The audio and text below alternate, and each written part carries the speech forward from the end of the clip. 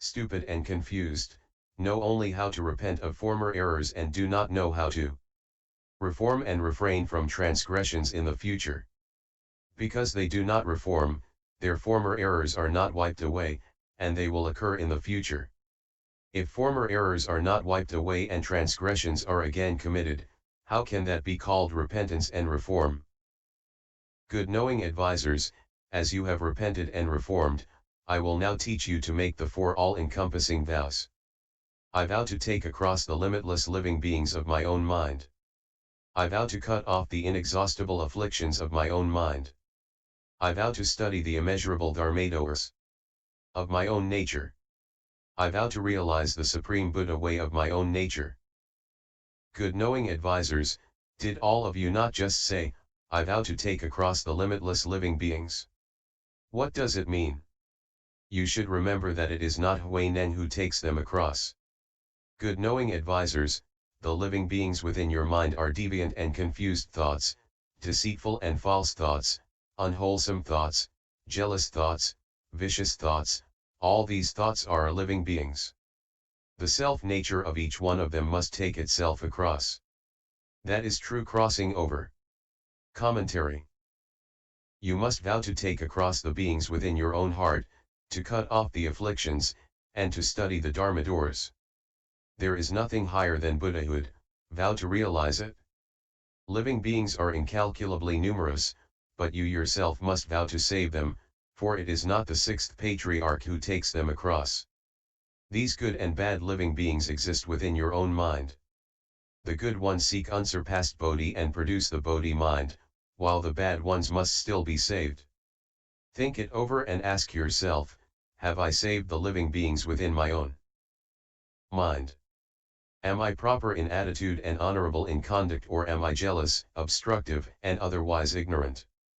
The living beings within the mind are limitless, but our first concerns are the deviant and confused living beings, which should be taken across by means of proper wisdom, the deceitful and false living beings, which should be taken across by means of humility, and the unwholesome living beings, which should be taken across by means of goodness.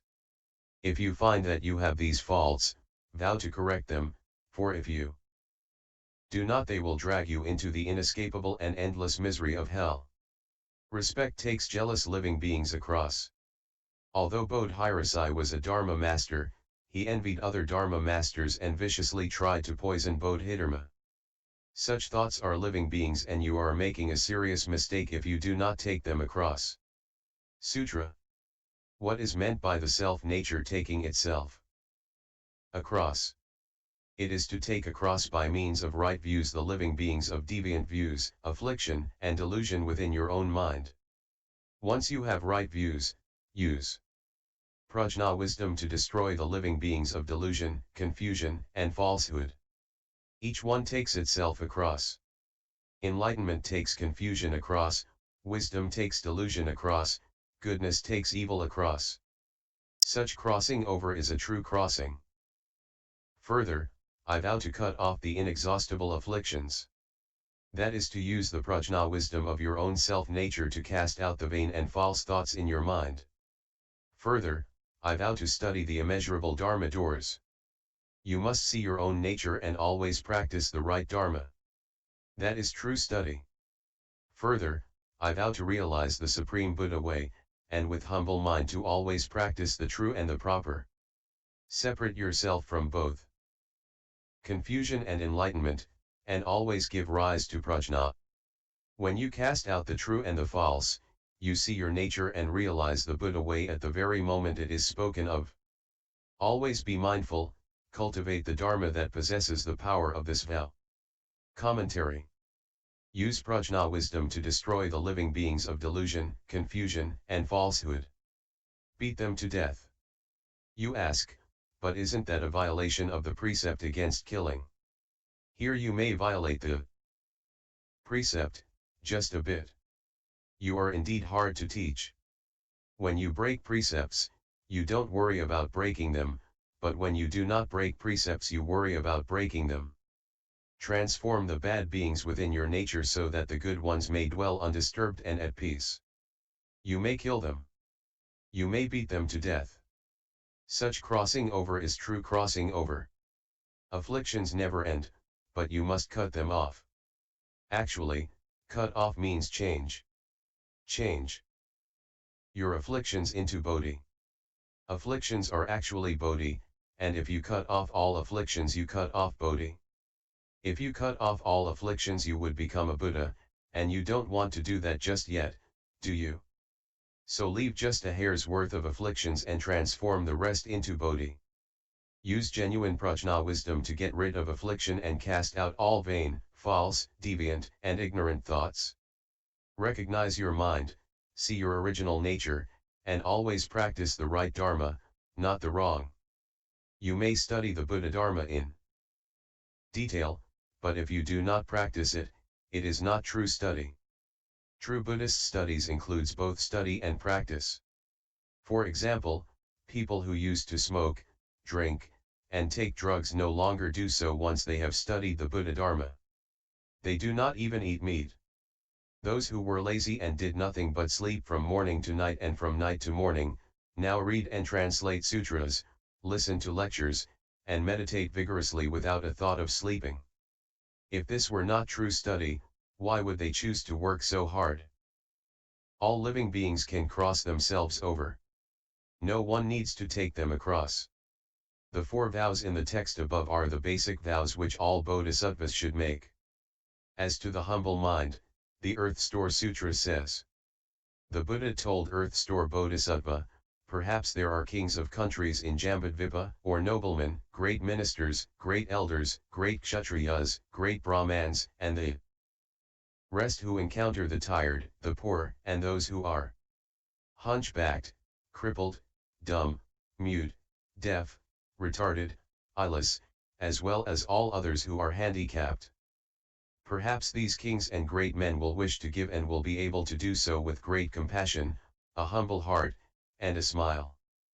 Perhaps they will give personally with their own hands or arrange for others to give, speaking gentle and sympathetic words. Such kings and others will obtain blessings comparable to the meritorious virtue they would gain by giving to Buddhas as numerous as the sand grains in 100 Ganges rivers. Vow to realize the unsurpassed path. A 10,000-story building is built from the ground up. Once a person told an illogical tale. In New York, he said, the skyscrapers are not built from the ground up. They are built in empty space. They build the roof first. Everyone racked their brains and grew very upset, but no one could figure out how a building could be built in empty space. When I was in New York, I saw that the buildings were, in fact, built from the ground up. His story was nothing but a false rumor. Another person said, America is indeed beautiful. The American clouds are not like clouds in other countries. They are multicolored and entwined like garlands. The American moon is triangular and the American sun is square. Do you believe this? To realize Buddhahood, one must begin from the ground up, with a humble mind. Do not brag, look at me. Practice the true and proper Dharma with a contrite heart and modest manner. Separate yourself from confusion and enlightenment. You say, separating oneself from confusion is all right, but how can one possibly separate oneself from enlightenment? This refers to deviant enlightenment, not right enlightenment. Those with deviant enlightenment are slow to understand the Buddha Dharma, but they don't need to be taught how to gamble or take drugs. They can do that on their own. You should keep away from such evil enlightenment. The text here does not say that you should avoid right enlightenment. You always give rise to prajna. When you separate from deviant enlightenment, you give rise to wisdom, understanding, and right enlightenment and constantly generate prajna. When you cast out the true and the false, you see the Buddha nature and realize the Buddha way at the very moment of speaking of it. The truth that you cast aside is relative, not actual. Once rid of the true and the false, the original true suchness nature is manifest. You cannot say that this nature is either true or false. Truth exists because there is falsehood and falsehood because there is truth. The true nature, however, is neither true nor false.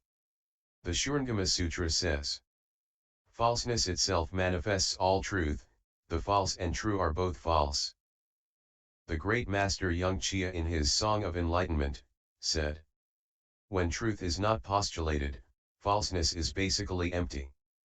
Existence and non-existence both rejected, what is not empty, make empty. Real truth has no opposite. Always be mindful, cultivate the Dharma that possesses the power of this vow.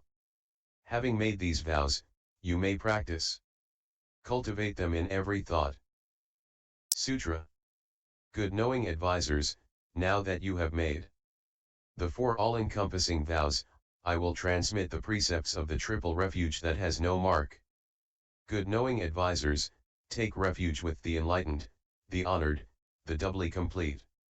Take refuge with the right, the honored that is apart from desire. Take refuge with the pure, the honored among the multitudes. Commentary. Take refuge with the Buddha is enlightened. Enlightenment is simply the Buddha. The Buddha is nothing but enlightenment. The Buddha is doubly complete because he has perfected both blessings and wisdom. Take refuge with the Dharma which is right and proper. Do not take refuge with deviant teachings, heavenly demons, or heterodox religions. Take refuge with the genuine Buddha Dharma which is the honored that is apart from desire. Everyone has sexual desire and it actually kills people. Why don't we realize Buddhahood? It is because of desire, and the greed, hate, and stupidity which accompany it. We study the Buddha Dharma in order to get rid of desire and cut off love.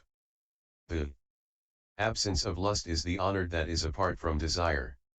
Take refuge with the Sangha is pure and its members are called pure fields of merit. True, genuine cultivators should maintain the precept against handling money. Without money, you are pure, with money you are dirty. Members of the Sangha who truly wish to cultivate should stay away from money. On the other hand, without money you cannot nourish the way, you cannot cultivate. Although you need money, you should not be attached to it and depend on its source, thinking all day, who has several million in the bank? I'll go and beg from him. Then I can build a temple or a school or perhaps print an edition of the Tripitaka as a meritorious activity. That's just profit-seeking. While in Manchuria there was a short period during which money and I parted company. I never touched money and for a good reason. Living in the temple where I lived when I left home were 40 or 50 bhikshus, but sometimes as few as 10. When I first arrived at the temple, the abbot was out begging and none of the bhikshus knew me. I know the abbot, I said, and they welcomed me. After leaving home, I practiced austerities, but not the ones you practice. You type, translate sutras, and meditate, but in the big rural temple where I lived, there was a lot of outside work to be done. Sweeping the courtyard alone took an hour. My first job was to clean the toilets, which weren't flush toilets, but pit toilets, and every day the waste had to be removed because the cultivators did not want to smell the odor. They gave this work to me because I had just left home and had not yet cut off my attachment to smells. I did it every day and didn't mind too much.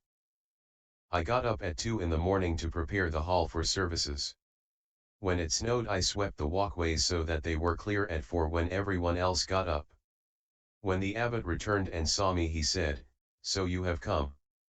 "Yes," I said, "I have." After I had formally left home, he called a meeting, wishing to elect me as manager, a position second only to the abbot. When the abbot retires, the manager becomes the new abbot. Everyone objected. "He has just left home," they said. "How can he possibly be manager?" "Very well," said the abbot. "Let's go before the image of Waitou Bodhisattva and draw names." Oddly enough, they drew 3 times and my name came up each time. No one said a word because I had been elected by Waitou Bodhisattva himself. Later, when the abbot wanted to make me an administrator, I said, "All right, but I will not touch money." Other people must handle and count it. That is my condition. Unusual things happened while I held this precept. Whenever I went to the train station, I would sit and wait for someone who knew me to come and offer to buy me a ticket. If no one came, I just waited, but strangely enough, whenever I went to the station, someone came to buy me a ticket. If you don't handle money, you are pure. If you keep even 1 cent, you are unclean. Take refuge with the Sangha, which occupies the purest, highest, and most venerable position, the honored among the multitudes. Sutra. From this day forward, we call enlightenment our master, and will never again take refuge with deviant demons or outside religions. We constantly enlighten ourselves by means of the triple jewel of our own self-nature. Good knowing advisors, I exhort you all to take refuge with the triple jewel of your own nature, the Buddha, which is enlightenment, the